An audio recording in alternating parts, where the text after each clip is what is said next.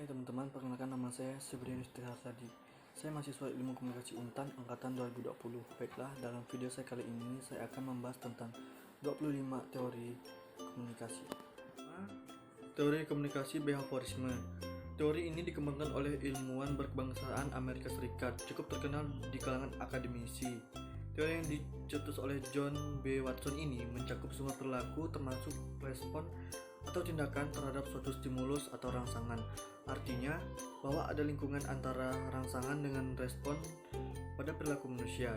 Jika seseorang menerima stimulus, maka dapat diprediksi bentuk respon dari orang tersebut. Kedua, teori komunikasi Laswell.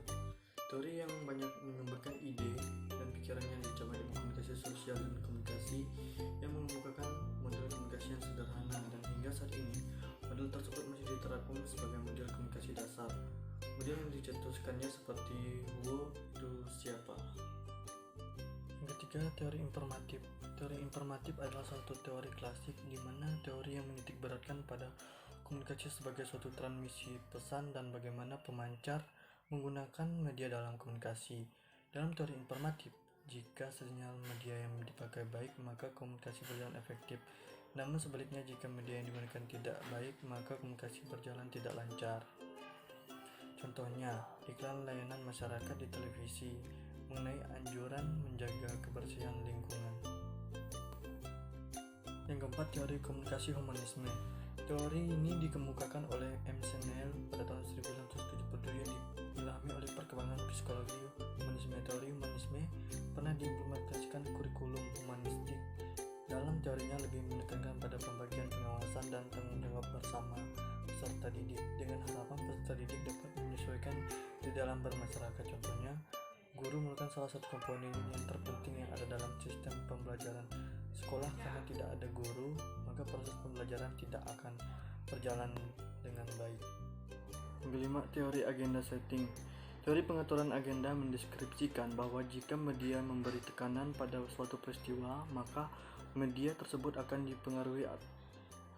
Masyarakat menganggap peristiwa tersebut penting, jadi apa yang penting oleh media, maka hal tersebut juga penting bagi masyarakat. Berarti dalam hal ini media memiliki efek yang sangat kuat. Yang keenam, teori nativisme. Teori ini berpandangan bahwa manusia adalah salah satu makhluk Tuhan yang dapat berkomunikasi dalam bahasa verbal. Selain itu, bahasa adalah suatu yang kompleks menjadikan manusia senantiasa belajar untuk dapat berkomunikasi dengan makhluk lain. Contohnya, bila sang ayah tidak pintar, maka kemungkinan besar anaknya juga tidak pintar. 7. Teori konstruktivisme. Teori konstruktivisme beranggapan bahwa manusia selalu memiliki perspektif sendiri terhadap barang tersebut. Manusia senantiasa mengandalkan beragam cara untuk melihat dan menggambarkan sesuatu untuk menemukan bahasa pertama dan kedua. Teori ini juga mendefinisikan pembelajaran generatif, pembelajaran yang merupakan bentuk tindakan untuk menciptakan suatu makna dari yang terkejar. Contohnya, guru memperkenalkan macam-macam cacing dan spesifikasinya. Siswa merumuskan kembali pengetahuan mereka tentang cacing tanah. Guru memberikan masalah berupa pemilihan cacing yang cocok untuk dikembangbiakan. Teori kognitivisme. Teori ini mengedepankan proses belajar dibandingkan dengan hasil proses.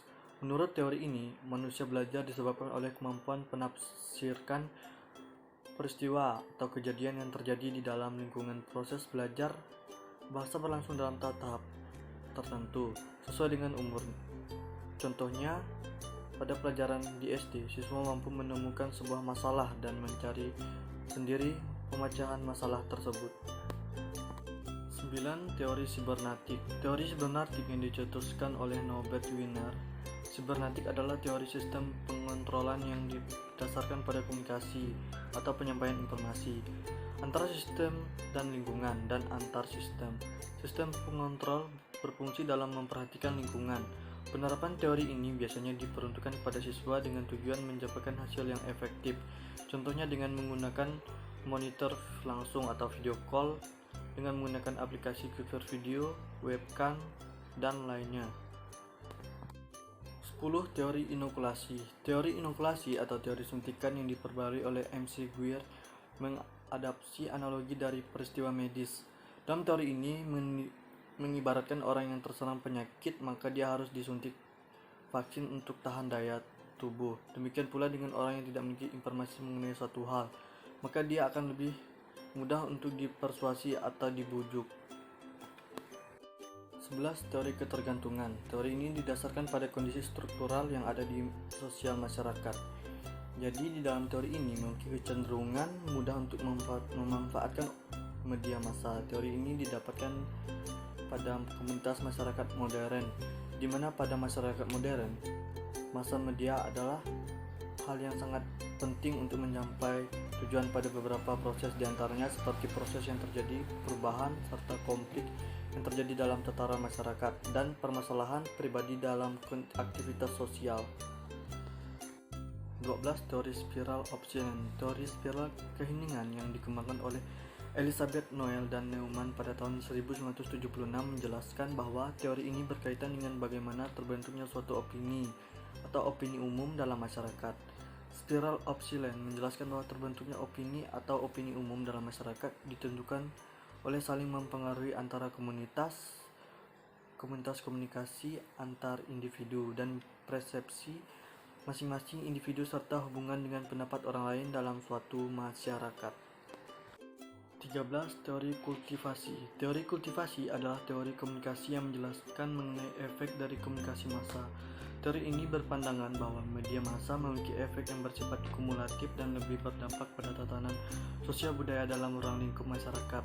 Dari individu teori ini dikembangkan oleh George Gardner. Contohnya, jika menonton acara besar, sergap, dan patroli, akan terlihat berbagai perilaku kejahatan yang terjadi di masyarakat. 14. Teori belajar sosial. Teori belajar sosial ini dicetus oleh Bandura pada tahun 1925. Ia menjelaskan bahwa perilaku manusia dalam interaksi laku terdapat hubungan timbal balik dan berkesinambungan. Interaksi terlaksana antara pelaku dan pengaruh dari lingkungan. Pengalaman yang terdapat dari observasi terhadap suatu informasi atau pesan yang tersampaikan menjadi suatu hal yang penting dalam teori belajar sosial ini. Contohnya, ketika seorang anak belajar untuk mengendarai sepeda, di tahap perhatian si anak tertarik mengamati para pengendara sepeda dibanding dengan orang yang melakukan aktivitas lain yang dia anggap kurang menarik. 14. Teori norma budaya. Teori ini terbentuk dari pada pengaruh media massa yang kuat mengenai suatu hal. Hal ini dapat mempengaruhi kondisi sosial budaya pada suatu masyarakat. Informasi dari media massa mengubah norma yang telah ada dalam masyarakat. Di sisi lain, teori ini dapat menilai norma yang telah ada dalam masyarakat. Terlebih lagi, dengan teori ini mampu menciptakan norma baru dalam masyarakat. Contohnya, terdapat acara-acara tertentu yang bukan tak mungkin lambat laun akan menumbuhkan budaya baru. 16. Teori birokrasi. Teori birokrasi dapat digunakan dalam komunikasi organisasi. Dalam teorinya ini mengungkapkan bahwa model birokrasi seringkali dimanfaatkan untuk mencapai komunikasi organisasi yang efektif. Menurutnya ada beberapa yang terkait dengan organisasi birokrasi, yaitu sebagai berikut. Yang pertama, hierarki organisasi yang terstruktur, ada aturan dan prosedur sesuai dengan standar, kemampuan anggota yang mumpuni. 17. Teori dependensi efek komunikasi massa. Teori ini merupakan salah satu teori komunikasi massa. Teori ini menganggap bahwa kepercayaan individu kepada media akan berkembang jika kebutuhan informasional yang tidak dapat ditemukan dalam pengalaman langsung terpenuhi. Publik atau massa sangat tergantung pada media untuk mencapai suatu tujuan.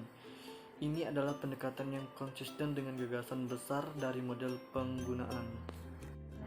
18. Teori pengharapan nilai. Teori pengharapan nilai merupakan bagian dari teori komunikasi massa.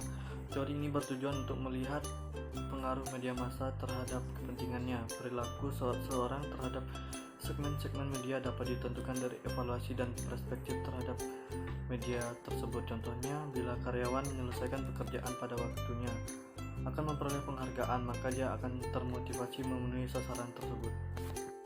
Teori analisis transaksional. Eric Barney mengungkapkan teori ini pendekatan dari psikoterapi yang meningkatkan hubungan intersaksional. Transaksional yang ada adalah sebagai hubungan komunikasi antar individu. Teori ini dimanfaatkan untuk melihat bentuk dan pesan yang disampaikan dalam suatu komunikasi. Analisis yang dilakukan bertujuan untuk melihat tingkat keefektifan komunikasi yang terbentuk dari antar individu. 20 teori sikap. Teori ini menjelaskan salah satu cara terbaik untuk melihat bagaimana keadaan dunia dimulai dari sikap atau sudut pandang wanita. Standpoint adalah sebuah tempat untuk memandang dunia sekitar. Dunia tersebut menjadi fokus perhatian dibandingkan objek atau fitur lainnya. Makna lainnya adalah tidak jauh dari perspektif.